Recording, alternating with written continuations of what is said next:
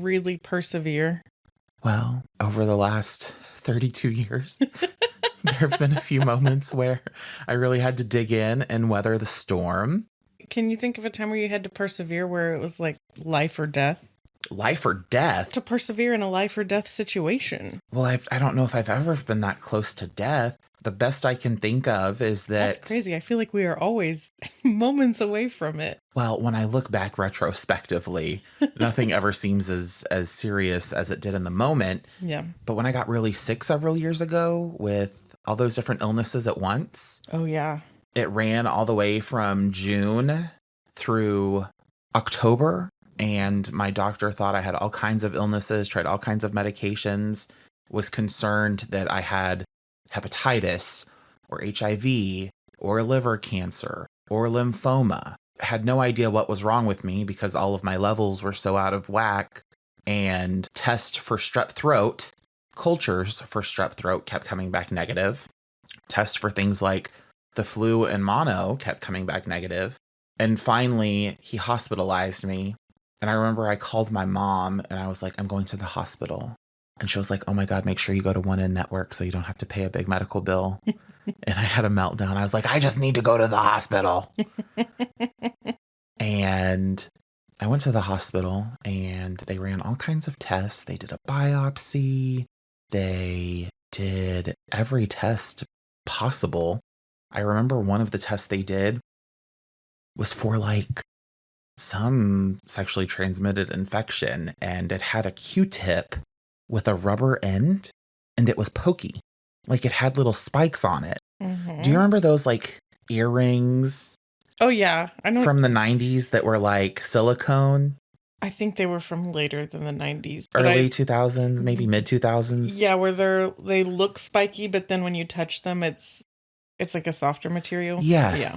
So that's kind of what it looked like. It hurt like a bitch when they scraped it on my throat. Yeah. Which was covered in white, now that I remember. And it was so weird because they ran all those tests. They did all of those things. They did blood cultures. And nothing came back positive for most of the regular test. But whatever infection it was that they tested using that pokey Q-tip was a culture that took 2 weeks versus the standard amount of time. Yeah. And that's where strep throat strain F grew, which only like 35 Americans get a year. I didn't know for a long time still what was wrong with me. After I left the hospital, it was like a week and a half. An infectious disease doctor, an ENT doctor, my hospitalist, and my primary physician were able to determine that I did have strep throat, strain F, and I had mononucleosis, even though it wasn't showing up on regular tests. One of the physicians did something called a spot differential. I was going to say, didn't you have mono? Yes. Yeah. Strep, mono, and there was something else, and I can't remember what it was. Was it bronchitis? I don't know. But I remember when you were going through all of this, and it was the bronchitis was also a part of why you weren't able to be at work very much. Right. But I was also still running 3 miles a day, which was a really crazy time in my life. Yeah, it would never be me. And so after all of that, and I finally found out what was wrong with me, and they gave me the craziest round of antibiotics, I was okay. But there was a moment in time when I was in the hospital that I thought I would die. A pastor had to come and visit me because I was terrified of the prospect of dying and going to hell. And when they released me and they still didn't know what was wrong with me, and I went home after the biopsy, I remember that I was really, really scared. And somehow Sherry reached out to me. Yeah. And talked with me about like the reality of cancer and what that might mean for me, and was just really supportive. Mm-hmm. And I'm so grateful for that because she listened to me talk to her and cry for like 2 hours. She's very good people. She's great people. Yeah. Very giving, very generous with her time, with her compassion and listening. She's A1 in my book. Yeah. So to answer your question, I don't think I've really ever been in a situation. I definitely think that you still have to work to figure out what's going on and to take care of yourself and all. I think that there's definitely perseverance there, especially in a time that feels so kind of hopeless. Yes, there was some perseverance involved. I guess you're right. And had I not got a treatment, what? If I had not received treatment, if I had not advocated, strep throat can turn into rheumatic fever. It can damage your heart. It can damage your joints. So, and I mean, there is no cure for mono. Just gotta weather the storm there. And yeah, strep throat can permanently damage the valves of your heart. Isn't that terrifying? Yes. All right, I'm going to tell you a story about perseverance, or a story that involves perseverance. Mary Vincent was a skilled dancer set to perform in a show in Las Vegas, Nevada. She had plans to perform internationally, from Hawaii to Australia, and in Vegas, she was going to be the lead dancer at the Lido de Paris. This young girl was working toward fulfilling her dream of working in what was looking like it would be a promising career as a professional dancer. What is the Lido de Paris? Is it like Paris? Well, it's got to be at Paris, right? Right? Yeah. On September 29th, 1978, Mary, who was only 15 at the time, was headed to Corona, California to stay with her grandfather. She was already that skilled of a dancer at 15? Yes. Wow. I have family that lives in Corona. Wow. Okay, Mary had left her parents' house and planned to hitchhike her way there without any money. Her father, a military man, was on his way home and was apparently angry with Mary, according to what her sister told her. She was one of 7 children, and when her sister informed her that he was not only mad with Mary, but he had a migraine as well, she suggested that Mary run. That's a good idea. And she did, yeah. I would advise either of my siblings to do the same. Angry specifically at her, had a migraine. Not a good combination. Right. So while it is unclear exactly how much progress she made getting to Corona, it is also important for me to point out that it is unclear where she started and what path she was trying to take to get there. Some accounts say she was in Sacramento or San Francisco heading to Los Angeles, and others say Las Vegas to Corona. How was this 15-year-old just everywhere? It's weird that she had such mobility, because I always think, and of course I know we're talking about the 1970s, right? So a totally different time period. And hitchhiking, I think, was common. Very common. But it's odd to me that she would have the ability to traverse what sounds like pretty large distances with no kind of check or balance to her travel. Yeah, but my dad, who grew up in California, has tales of doing this, hitchhiking, I want to say from like Florida, which that's far. In his wheelchair? No, in the 70s. I don't know how old he was in the 70s. He wasn't in the wheelchair yet? 18 something, 20 something. No, not until he was 24. It was 83. I was going to have a lot more questions. Others say she started in Berkeley. I found accounts saying she was trying to get to Interstate 5. Either way, she was working her way toward Corona on the afternoon of September 29th. She was not alone on her journey to the interstate, as she had at least 2 companions who it seems she didn't necessarily know prior to the trip, but they had become unified in their mission, watching out for each other along the way. At some point, a man driving a van pulled over and asked if they needed a ride. He said he was only able to accommodate 1 passenger, and Mary's 2 allies declined the offer. But the 15-year-old wanted to take him up on it, despite the protests of her companions. Mary disregarded their insistence that she not go, and chose to take the man up on his offer. So her new buddies said, no, don't do this. Right. Okay. But she rationalized, I think if we call back to the story you told me last week, she rationalized that this 51-year-old man had to be safe. He looked old enough to be her grandfather. It's attributing those characteristics of an older person is sweet and kind and doesn't have any malintent. Okay. Oh, those assumptions about age. Yeah. So this man's name was Lawrence Singleton, and he lived in a neighboring town. He told Mary he needed to swing by his house before proceeding to Interstate 5, and she fell asleep in the meantime. You can imagine, probably dry and hot and... She's probably exhausted from hitchhiking all day. Right. She's been walking and or just having her guard up because they were watching each other's backs and all of that. I also love falling asleep in a car. I think it's so relaxing. I can't do it. Oh, if I'm a passenger and it's a nice smooth ride, asleep. I am a stomach sleeper. So if I can't be like face down, I cannot go to sleep. When she awoke, she pointed out that they had passed the interstate. The road signs indicated they were going in the wrong direction. The driver acknowledged his mistake and gladly rectified it. They turned around, got onto the interstate, and headed south. Along the way, he pulled over in order to relieve himself on the side of the road. Mary got out as well because at this point, she realized that something was off about him and the situation. Like what? I mean, waking up and him going the wrong direction. I don't know. It's just one of those gut feeling things. Yeah. I understand gut feelings. Mm-hmm. That intuition of, oh, something is not right. Yeah. Okay. So that's what she was feeling. Yes. Okay. And she noticed that her shoelace needed to be retied because she was about to run. Well, that's responsible and practical. Mm-hmm. So she bent down to tie her shoe because she figured if I'm about to run, I need my shoes to be on my feet. That does tend to help. Yeah. It was then that this man, whose grandfatherly appearance had made Mary feel comfortable enough to travel with him, struck her in the head with a sledgehammer. A sledgehammer? A sledgehammer. You heard me. It's a bit of overkill. A sledgehammer? Yeah, a sledgehammer. To break her skull? Or to incapacitate her. That's wild. Yeah. But I think that I am not a sledgehammer connoisseur by any stretch of the imagination, but I have seen stretchhammers? I've seen sledgehammers that are not sized like they are in a cartoon.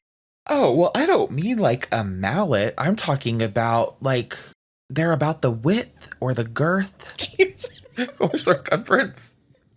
Yeah, I've seen sledgehammers that have like a wild circumference. Like most of them are pretty thick. I guess, but I don't think that that's the case here. I think this is a smaller sledgehammer. Also a regular hammer? No, not a hammer. Okay. Well, sledgehammer has a definitive connotation. It does have a connotation. I agree. Okay. I agree. It does feel like overkill, like you said. It feels like that. But well, and I mean, I guess it's not necessarily overkill depending on what he's going to do, but it seems extreme. Yeah, it definitely disoriented her, which is what I assume was the intent, but it did not cause her to lose consciousness. Well, some sledgehammers are rubber. They're not necessarily like a metal sledgehammer. They're made of rubber. Have you seen those before? Yes. So have they always been around?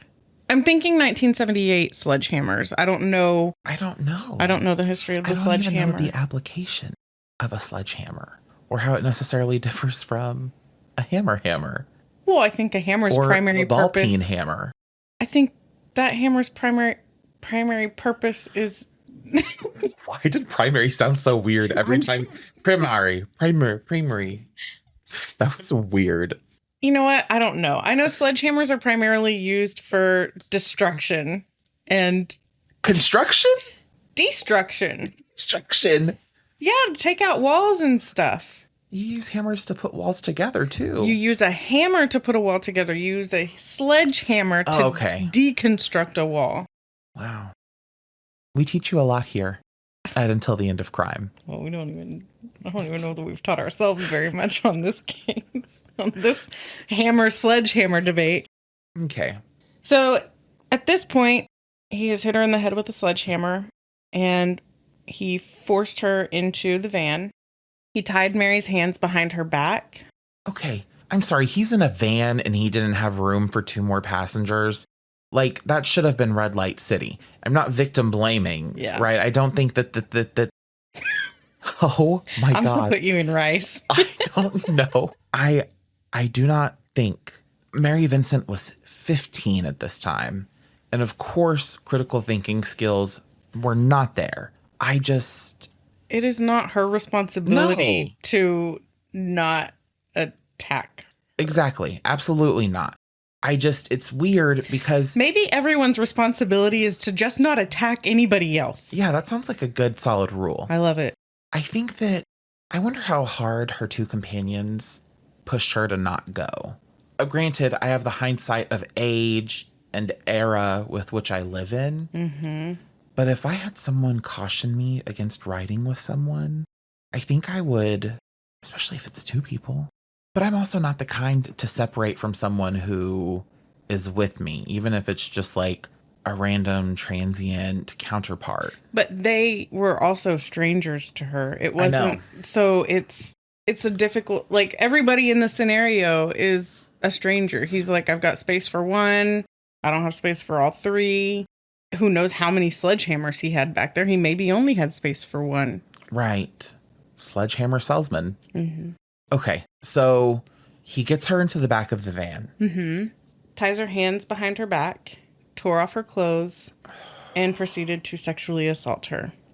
Then he drove off with her still bound in the back of the van. He drove until he came to a canyon where he pulled over, sexually assaulted Mary again, and sodomized her. And she was awake and aware. She was fighting back, begging for her life, asking if he was going to let her go free. She was saying, please let me go. I'm not going to tell anybody. Please let me go. She said this over and over and over again. And he spent the night repeatedly sexually assaulting her until she saw the sun coming up and he fell asleep. But she was still bound, and he had bound her so tightly that she couldn't get away. What the fuck? Yeah. So after he woke back up, he cut the ties from her hands and he asked her, you want to be set free? Because she had been, just like I said, over and over again, pleading for her life. And at that point, he took a hatchet, and while Mary remained fully conscious, he hacked at her left arm. Oh my God. Mm-hmm. Mary said that she felt as if she was falling.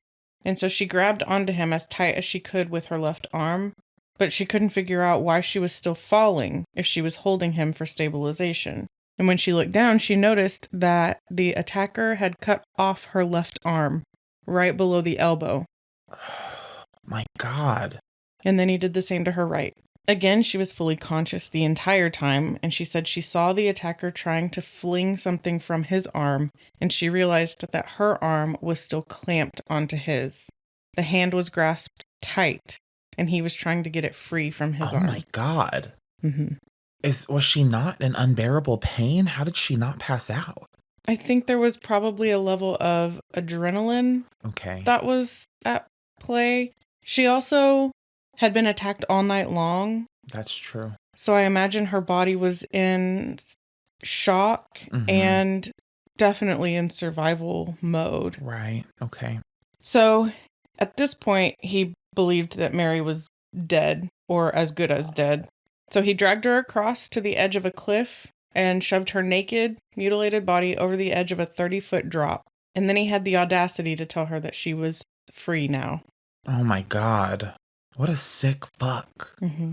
I think that really sums it up. Yeah. Yeah. That's awful. Yes. Unimaginable. Yes. Could I have persevered?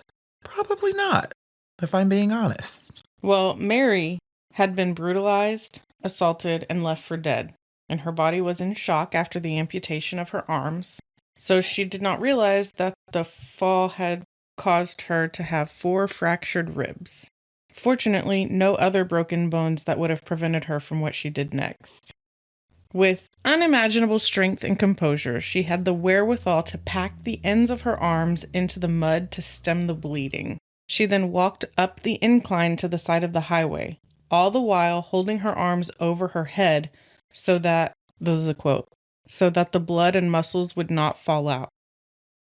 This girl was smart for being 15 and just brutalized and mutilated. Well, I think it goes along with the question you asked before. You questioned at the beginning her level of skill in dance at her age. And I think that this all speaks to it. She also is a forward thinker. Dad is mad. Dad has a migraine. Dad is mad at me. I'm going to get out of town. I'm going to go. Yeah, I think So yes, she is those things, right? And obviously, there is a level of intuition that she possesses. Mm-hmm. And I think to be that skilled of a dancer, you have to have a knowledge of the body. Mm-hmm. I just, with so many things going on at one time, to have just been, again, brutalized and mutilated and left for dead, and to know I need to pack these wounds Mm-hmm. and I need to keep I need to keep my arms above my head. That's, well, like you said, that requires a great level of composure. Mm-hmm. And I don't know where a 15-year-old gets that from. I believe that when you're in a situation that is so dire, Mm-hmm. some people talk about having this like sense of clarity, Right. and I guess being able to prioritize certain things to get through the moment at the end of the day. But I think that's like a fear response, right? Like freeze, fawn, fight, flight. Uh-huh. And I think a lot of people in her situation could have easily not. Not everybody would have left the situation the way that she did. No, absolutely not. Yeah, what There's she did was extraordinary. There's a reason that he thought that he was leaving her for dead. Right. Mary walked in the direction of the faint traffic she could hear, thinking that she had to keep going to do what she could to keep this monster from attacking someone else. I think that's a pretty common note from survivors, is they want to survive to prevent anybody else from going through what it is that they're going through. Yeah. I think there's a lot of strength that can be found in that idea. So at this point, which she had to be operating solely on adrenaline. How did she even have enough blood left to do anything if her arms both were jaggedly hatcheted off her body? Mm-hmm. It's just great. It's just wild. It's wild. It's incredible and it's wild. Yeah, the human body is amazing. I don't know when the last time she had eaten was or anything Who like knows that. how much blood was left inside of her body? Right. So she walked down the road hoping that a car would drive past and offer her assistance. She walked, and she walked, and she walked. Were cars passing her by? For hours, Mary walked. And finally, she felt a sense of relief when she saw a vehicle, a red convertible. The passengers of the vehicle saw Mary, naked, covered in blood, with maimed arms in the air, and they were in disbelief and horrified at what they were seeing. So they kept driving. And Mary, who I can only imagine was feeling so many emotions as this glimmer of hope faded into shrinking taillights, continued to walk. I don't even continue walking when there's nothing wrong with me. She walked another 3 miles before she saw hope, again in the form of headlights. Oh my God. This poor girl. So strong. Yeah. The couple driving this car stopped and offered her aid, wrapping her arms in towels and going to call for help. Thank God someone finally stops and helps. Yeah. I wonder if the people in the red convertible would have done things differently. I'm sure they heard about this, but if they realized that it was them and if they, I don't know. It's hard to know what anybody would do. It's impossible to say. It really is. I don't know if there's any way to know. It's impossible to even, I mean, I said that they were shocked at what they were seeing, but you can't even really guarantee that they saw anything. No. Anyway, Mary was finally rescued, and the following month, Mary remained in hospital, but she was set on making sure the police caught this guy who attacked her. I don't know if you've noticed, I've been taking Mary's approach here because she did not want this man to have power in her life or in the media. So she calls him the attacker, and that is what I have been doing as well. No, I've caught on to that. Not necessarily the reason behind it, but that he has not been named. Mm-hmm. I did give his name, but then I haven't Right. since. So Mary, in case we hadn't already decided that she was strong and determined. And badass. Yeah. She wanted her attacker found, and she was able to recall with incredible detail enough about the attacker that a quality sketch was generated and released to the public. Again, part of what she says helped her survive the ordeal was a voice telling her that she needed to survive in order to prevent this guy from hurting someone else or killing anyone.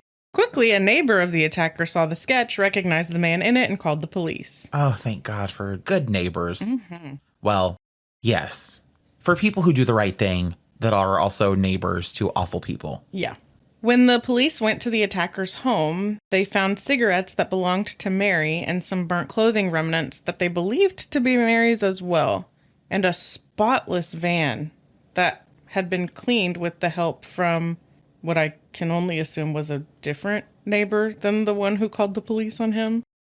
He had gone so far as to remove the carpeting in the van entirely. Okay. That's not suspicious even a little bit. No, I imagine that this girl who survived this ordeal was probably newsworthy, and he was aware that he had not, in fact, killed her. Mm-hmm. He did set her free, and I hope it bites him in the ass. Anyway, so they arrived to find the only thing more suspicious than blood and whatever else in the van. And the attacker says that he had in fact picked up Mary, but he also picked up Larry and Pedro, male hitchhikers. And the group of them went to a bar, smoked dope, and they paid Mary for sex. And after he finished, he fell asleep, and Larry drove the attacker's van to San Francisco with Mary's clothes in it, but no Mary to be seen. Oh, okay. Sure, Larry and Pedro. Mm-hmm. And they all paid her for sex. And where was that money? Well, I think the part that I get hung up on is that they apparently paid for consensual sex with a 15-year-old. Obviously.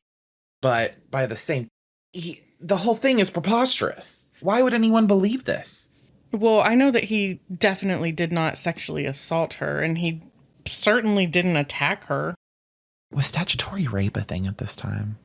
Sex work in California in 1978 was illegal. And then, yes, statutory. Anyone under the age of 18, also illegal. Yes, all of it illegal. So he would admit to some criminal behavior, but not accept responsibility for the actual crimes that he committed. He's a treat, right? Yeah, I mean, a dirtbag is a dirtbag, but this guy is worse than that. I feel like if you can commit yourself to doing this dastardly deed and using a hatchet to chop off some poor girl's arms and then throw her down, was it a ravine? Was it a canyon? Yeah, it was just kind of off the, I can't remember the exact word. 30 feet drop though, right? Right. If you can do all of that, you should be able to own up to the truth. You got caught. You did it. It's too late to be ashamed of your handiwork. I mean, she survived. You know she was conscious through the entire attack. So, and you know that you and her, I mean, I guess what he was trying to do is just give them a different version of events and hope that he would be seen as more credible as some 51-year-old guy. I mean, grandfatherly their figure. Ages are literally the inverse of each other. Yeah. I can't believe that teenager. I mean, okay, so yes, her arms did get removed, but that had nothing to do with me. Yeah, stupid. Dumb man. Yeah. So he was charged and taken to trial, and Mary, like you said, a badass, testified against him, recounting the attack for the court and identifying the man on trial as the same man who attacked her. When she was done, she had to walk past him. And he said to her that he would finish this job if it takes him the rest of his life. Did anyone else hear it? Was it audible? I don't actually know. Okay. He was found guilty of kidnapping, mayhem, attempted murder, forcible rape, sodomy, and forced oral copulation. Wow. Surely all of that added up to a life sentence. So despite the judge giving the attacker the maximum sentence and wanting him to spend the rest of his life in prison, consecutive sentences couldn't be given for each separate felony. So the most he was able to get was 14 years and 4 months. Why was that not possible? Something about the sentencing laws in California in the 70s. So he couldn't get consecutive terms for the many different crimes he committed. Correct. He was able to get at most 14 years and 4 months, which is what the judge sentenced him to. What a disappointing shit show. Yeah. She was... Oh, yeah, my God. He cut her arms off. stole her innocence, stripped her of her dreams, and left her for dead. Sodomized her, forcibly raped and penetrated and sexually assaulted her. The most he was able to get was less than 14 and a half years. That's less time than Mary had been alive at that point. The thing, I understand why to an extent, but it always baffles me that just because you're bad at killing, you get a lighter sentence than if you actually were successful, because the intent was to kill. Yeah, that's exactly. And he thought he had done so. In his mind, he had committed murder. Right. Let's treat him as such. Right. Charge him with the crime he thought he did. Yeah, perfect. I love that. Although then I guess we get into a slippery slope there. Sure. Because there are plenty of people who commit crimes that don't think that they committed a crime. So I think that we both agree that this was a blow. Because despite the fact that the legal system did not necessarily account for emotional and mental trauma, Mary was literally physically traumatized and had to relearn how to live. Yeah. She had no hands. She couldn't just try to go back to normal and move on with her life after the trial. She was having to rehabilitate herself and figure out what normal looked like after her attack. Doctors had to take parts of her leg to save her right arm. So despite her previous aspirations to be a dancer, she was now unable to dance. Because Mary was artistic and enjoyed tinkering with things, the prosthetic arms that she began using within weeks of her attack had been modified with random parts by her to customize them and make them more suited to her and her use of them. Oh, okay, cool. Okay, are you ready to get mad? Yeah. Back to the attacker. You remember his sentence? Yeah, 14 years and 4 months. Even though the judge wanted him to have a lengthier sentence, that was the most that the judge could give him. Okay. He was released in 1987 after serving 7 years and 9 months. For what? Was he paroled? Was there good behavior? He was a good little boy in prison, and he was rewarded for good behavior by virtually having his sentence cut in half, give or take 7 months. What a monumentous miscarriage of justice. And so then he left and did really good things. He had been rehabilitated. I mean, to the full extent. His behavior in prison was obviously going to reflect what his behavior outside of prison would be. 100% indicative. Surprisingly, people were outraged that he was released. Well, that was unkind of them. Yeah. And the outrage from him being released at least did inspire a new bill to be passed, which uses his surname and makes prisoners whose crime involved torture ineligible for early parole. And their sentences can be 25 to life now. Well, I guess there is one piece of good news. Yeah, a silver lining, I suppose. But we're not done. Despite the passing of that bill, the attacker was out, and California was mad about it. As they rightfully should be. Yeah, he tried to settle in various Californian towns, but was unwelcome, to say the least. And he was ran off by angry mobs. I'm assuming with torches and pitchforks, but who knows? That's how to mob. Do you have a guess where he headed to after the state of California shunned him? I think he would move somewhere either desolate or somewhere where it's normal to do crazy things. Okay. So, Montana? Montana. It's very... normal to do crazy things or desolate? Desolate. Okay. I think Wyoming is pretty desolate too. Maybe Florida? Florida is where he went. That's where it's normal to do crazy things. Do you know, that might be true, but actually their laws surrounding the information that their news sources has access to is so much, like the standard is so different than other places that's why all of their headlines... They have to report it. Right, they have to report all of the crazy shit. So every other state has the liberty of not having to, but in Florida, and that's probably why Florida man is a thing. Yeah. So the attacker moved to Florida in 1990. And 7 years after the move, on February 19th, 1997, with a few more petty, non-violent crimes under his belt in the meantime, a house painter of a home near the attacker called the police. He was able to see into the attacker's residence and saw what he believed to be a naked man covered in blood standing over and attacking a woman. Oh my God. When the police arrived, they were able to confirm that the painter had in fact witnessed the brutal attack and murder of a woman named Roxanne Hayes. Of course, he would experience recidivism. Of course, a man this sick, sadistic, and twisted would end up killing somebody. Anyone could have seen this coming.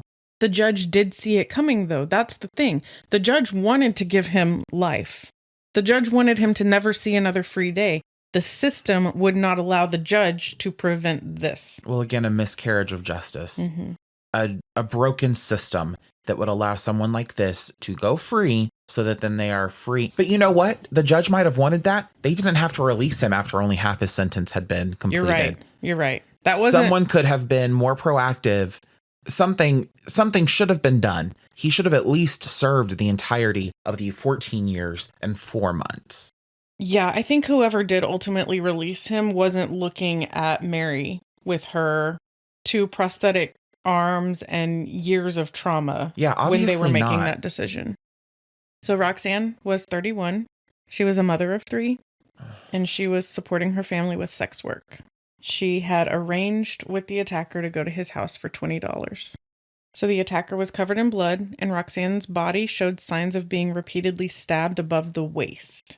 And obviously the attacker was taken into custody and went to trial, which is a little surprising to me, but clearly he had to go in and defend himself. I mean, naturally, Roxanne had been trying to rob him and grabbed the knife he'd had in the living room. Oh. Okay. Yeah. So he still likes to lie. Whoa. I think he still likes to alter a differing version of events. Talk about fabrication. They began to struggle, and then once the dust settled, she asked him to hold her. So as they nakedly embraced, the attacker realized that she must have accidentally and unknowingly to herself been stabbed in the stomach during the fight for the knife. So she accidentally stabbed herself in the stomach multiple times? Yes. Okay. Makes sense nowhere. But then also wanted to be held by him.